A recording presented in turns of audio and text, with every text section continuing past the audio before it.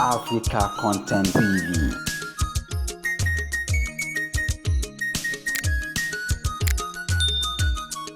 Jẹ́ kí a pẹ̀lú pọ̀ ká ní kábíyèsí o. Ajẹ́lẹ̀ kí.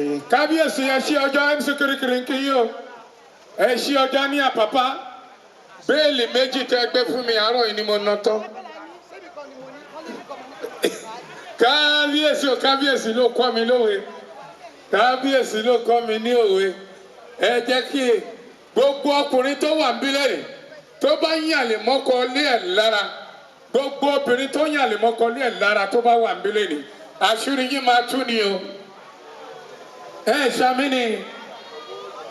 Àwọn obìnrin ò ṣàmì o. Ẹ lè ṣe nínú obìnrin bíi 10,000, 20 lè ṣe. DJ, you didn't say amen. Any woman that is here present today and such woman is cheating on the husband, may God expose you. Do I pray the same prayer for the men?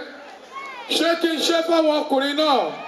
Gbogbo ọkùnrin tó wà níbílẹ̀ tó bá ń yàlè mọ́ ìyàwó ní ẹ̀ lára àtẹ̀mí náà. Àti Tolúòbé. Àti gbogbo àwọn bandmen pátápátá. Gbogbo ọkùnrin tó wà níbílẹ̀ tó bá ń yàlè mọ́ ìyàwó ní ẹ̀ lára lágbára Ọlọ́run. Lágbára Ọlọ́run ṣíndàrà pàpàpàpàpàpàpà. Ó prókòsóńdèrè bàbàrà kẹ́lìà. Gbogbo ọkùnrin tó yàlè mọ́ ìyàwó ilé ẹ̀ lára lágbára Ọlọ́run lágbára Ọlọ́run àṣírí yẹn máa bò ó.